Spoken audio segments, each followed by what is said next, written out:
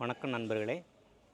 நாம் இன்றைக்கி மடிப்பாக்கத்தில் இருக்கக்கூடிய எனது நண்பர் ஜெயராமன் அவர்களை இன்ட்ரடியூஸ் பண்ணி வைக்கிறேன். வணக்கங்க. அவர் வீட்டு தோட்டங்களில் எப்படி பராமரிக்கணுங்கிற இன்ஃபர்மேஷனை நமக்கு ஷேர் பண்ண போகிறாரு.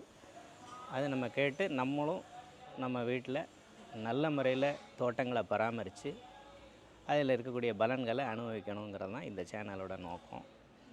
ஸோ இப்போ நம்ம ஃபர்தர் அவர் ஜெயராமன் அவர் எக்ஸ்பிளைன் பண்ணுவார். அது என்னங்கிறத நம்ம பார்ப்போம். வணக்கங்க. என் பேர் ஜெயராமன்.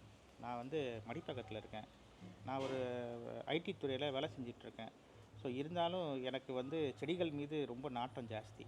அதனால் வீட்டுக்குள்ளே சுற்றி செடிகள்லாம் வச்சுருப்பேன். பூக்கள், காய்கனிகள், அதை மாதிரி டிஃப்ரெண்ட்டாக எல்லாமே வச்சுருக்கேன் நான். ஸோ அதை பற்றி நான் இப்போ உங்களுக்கு சொல்கிறேன்.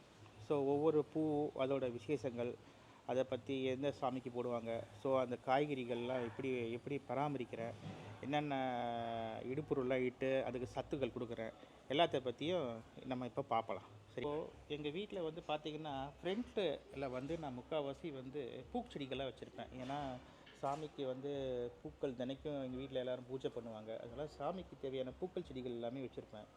இந்த பூ பார்த்திங்கன்னா இது பேர் விருட்சி பூன்னு சொல்லுவாங்க, இல்லை இட்லி பூன்னு சொல்லுவாங்க.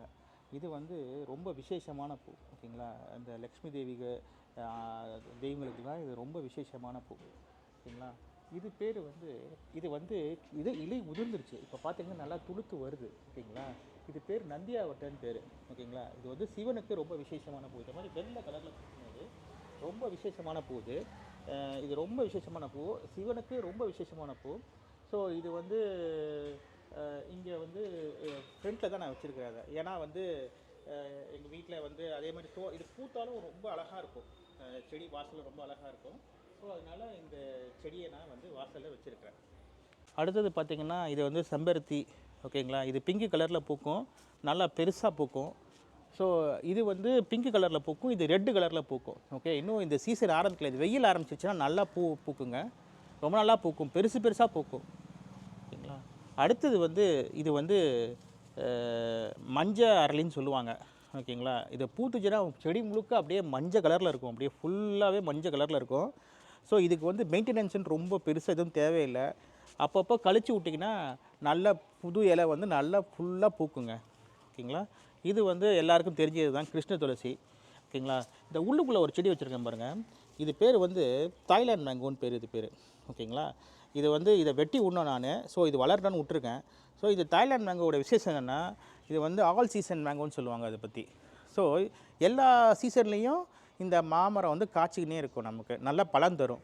ஸோ இப்போ தான் வச்சுருக்கேன் அது. ஸோ வாசலில் இந்த பக்கம் ஒரு மாங்காய் மரம் வச்சுருக்கேன், இந்த பக்கம் ஒரு மாங்காய் மரம் வச்சுருக்கேன். நீங்கள் இந்த மாங்காய் மரம் பார்த்தீங்கன்னா இப்போ தான் பூ விட ஆரம்பிச்சிருக்கு. இதுதான் ஃபஸ்ட்டு தடவைங்க.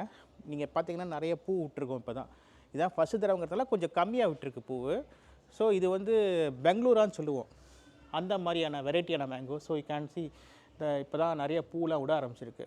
ஸோ இது ஃபஸ்ட்டு தடவைங்கிறதுனால கொஞ்சம் பூ கம்மியாக இருக்கும். ஸோ அடுத்த தடவையிலேருந்து உங்களுக்கு நல்ல ஈல்டு வரும். இது பராமரிப்புன்னு பார்த்தா நான் இயற்கை உரங்கள், இந்த காய்கறி கழிவு, அப்புறம் இந்த பக்கத்தில் எங்களுக்கு இயற்கை உரம்லாம் கிடைக்கிது, அதெல்லாம் போட்டு மெயின்டைன் பண்ணுறேன். ஸோ அங்கே பார்த்தீங்கன்னா எல்லாருக்கும் தெரியும், அது ஒரு வெத்தலை கொடி. ஸோ இப்போ தான் வச்சுருக்கேன், நல்லா துளுத்து வருது. ஸோ இதோட மருத்துவ குணத்தை பற்றி சொல்கிறதுக்கு வேண்டிய அவசியமே கிடையாது, எல்லாருக்கும் தெரியும். வெத்தலை எவ்வளோ ஜீரணம். சாப்பிட்ட அப்புறம் நீங்கள் கல்யாணத்தில் பார்த்தீங்கன்னா வெத்தலையை தான் தருவாங்க. ஏன்னா அதை சாப்பிட்டிங்கன்னா உங்களுக்கு நல்லா ஜெரிமானம் நடக்கும். ஸோ அந்த ஜெரிமானம் ஆகிறதுக்கான பொருள் நம்ம வீட்டிலே வச்சுருந்தா நமக்கு ரொம்ப உபயோகமாக இருக்கும்.